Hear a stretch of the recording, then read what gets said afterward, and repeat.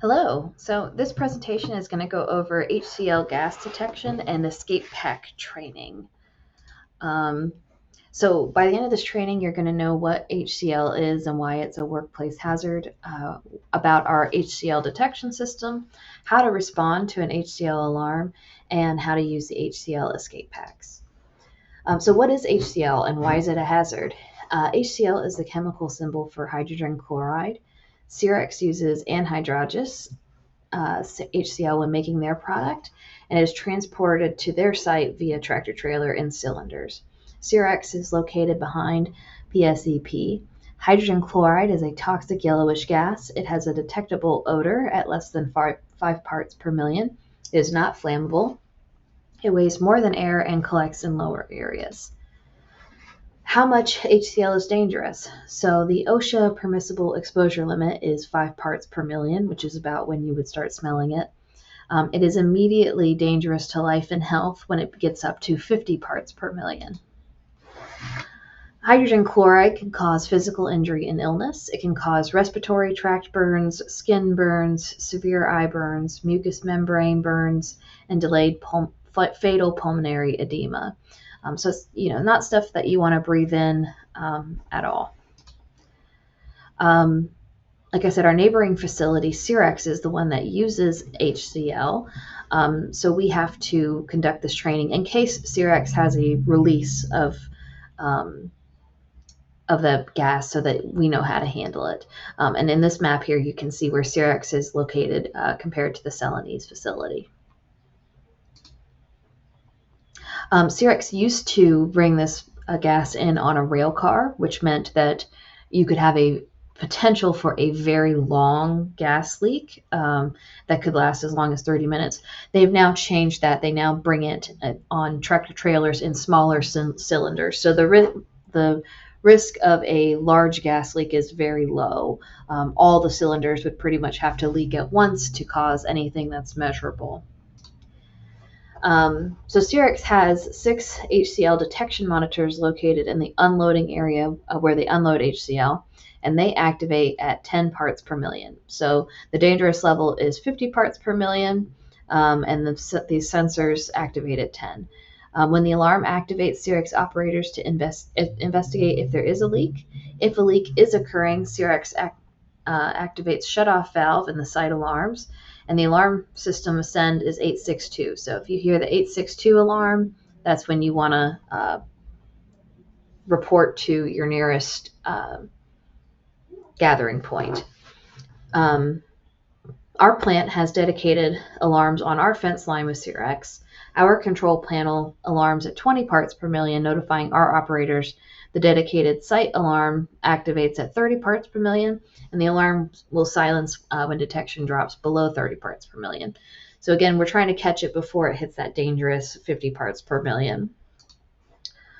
Here's a picture of the sensors along our fence line in the HCL unloading area. They're kind of hard to see, but there's little boxes along there. HCL sensors are also sensitive to other gases. Ascend emits other gases, including nitrogen oxides that cause HCL false alarms. That's why they go out and check and make sure that it's actually an HCL alarm. These sensors are cross-sensitive, so if the HCL alarm sounds, it may not be an actual HCL release. So how do you respond to an active HCL alarm? So when the site HCL system sounds, all personnel should report promptly to their assembly point. Everyone who assembles is to obtain and inspect their escape pack. Air handling systems and assembly points should be turned off, meaning the HVAC system should be turned off. All area emergency coordinators are to monitor portable HCL sensors. Control room operator 1 is to monitor detectors and communicate with Cerex if HCL is detected. Personnel are to remain at the assembly point until the alarm is cleared or a decision to evacuate is made. If any odor is detected or if sensors report a release, personnel should don their escape packs and evacuate crosswind. Portable HCL sensors will be utilized, and the SEND personnel will respond and determine when the site is safe. So basically, we're going to get together in the assembly points, put on your escape pack. The person, the Celanese operator in charge of the assembly point, will shut off the HVAC systems, and then they will coordinate the evacuation route to the Ascend Gym parking lot if we have a release. They will also carry a portable HCL monitor to make sure they aren't walking into an area with a heavy concentration of HCL. So how do we use an HCL escape pack? The North 845 emergency escape breathing apparatus provides 5 minutes of breathing air. Anyone wearing the escape pack can walk about 1,760 feet when walking about 4 miles per hour, which is a brisk walk. Escape packs are located at each emergency checkoff point. This is what they look like. They're in these yellow bags. They have a cylinder, valve, hand wheel, pressure gauge, removable cover, carrying bag, and carrying strap. You remove that cover, and out comes this plastic hood with the hose attached to it. You want to check for signs of damage. You want to make sure the pressure gauge is registering full. The pressure reducing valve is securely screwed into place on the cylinder valve. Verify the air supply's hose is firmly attached on both ends. If the pack is damaged, do not use the escape pack. So step one, you want to slide it over you. You can slide it over your shoulder, slide it over both shoulders, strap it around your waist, whatever's most comfortable.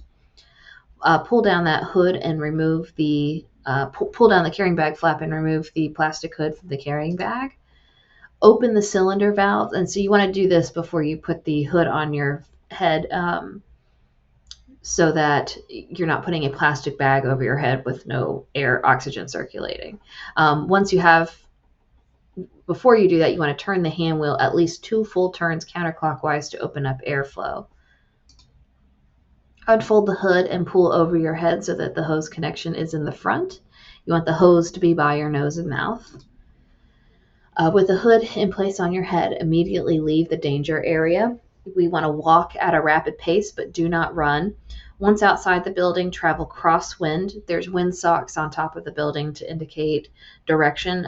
You don't want to travel in the same direction that the gas might be coming from. You want to look for wind socks to verify that. All right, so that's been our HCL training. If you have any questions, just let us know.